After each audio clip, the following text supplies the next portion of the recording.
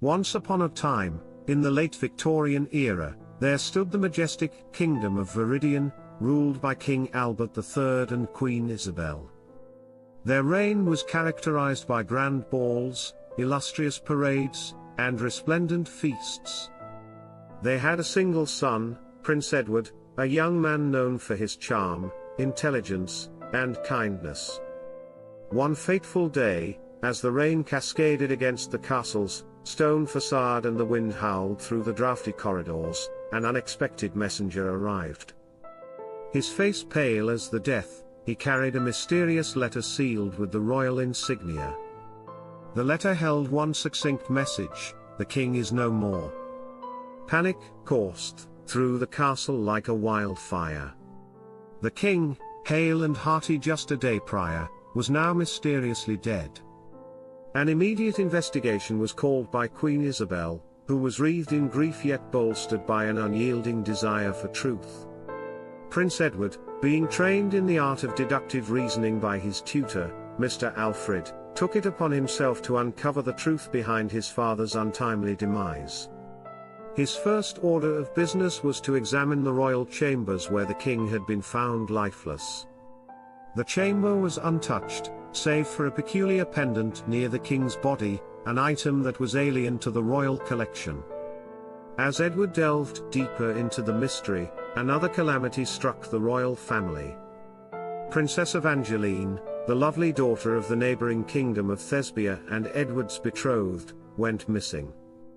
The incidents seemed unrelated until Edward discovered a note in Evangeline's room written in a familiar handwriting. It was his father's. "The fates have conspired against us. Keep her safe," the note read. Could the king have predicted these events? What did he know? And what connection did the missing princess have with the king's untimely death?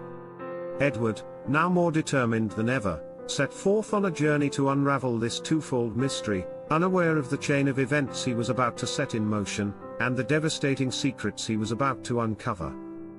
Days turned into weeks, and the castle, once a symbol of grandeur, was now a monument of gloom. Queen Isabel mourned her loss, the court was in disarray, and the kingdom, without a king, was like a ship without a captain. Edward, however, was focused. He traced his steps back to the chamber where his father was found. Looking closer at the pendant, he noticed an engraved symbol, a trident encased within a circle, the emblem of the underwater kingdom of Nereida, infamous for its cunning warriors and shrewd king. This was a vital clue. But why was it in his father's chamber? While Edward was engrossed in the mystery, a shocking revelation made its way into the castle. Princess Evangeline was not merely missing but was last seen sailing towards Nereida. Suddenly, the pieces started to fit together like a jigsaw puzzle. King Albert, the pendant, Nereida, and now Evangeline, all were interconnected. But how? Meanwhile, Edward found solace and assistance in Lady Victoria, the beautiful and astute daughter of the castle's advisor. Victoria had always harbored a secret love for Edward, and as they worked together to uncover the mystery, their bond deepened. In the letters and ledgers of the king's private study, they found a shocking truth. King Albert had been financing an underground movement in Nereida, aimed at deposing its despotic king. Had he discovered Albert's interference, leading to his assassination? And was Evangeline taken as a bargaining chip?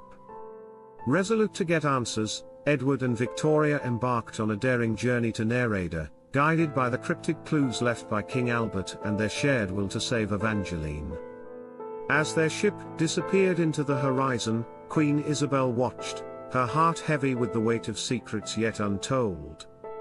The story was not just about a king's demise or a princess's disappearance, it was a tale of a kingdom's survival and two young hearts intertwined by destiny.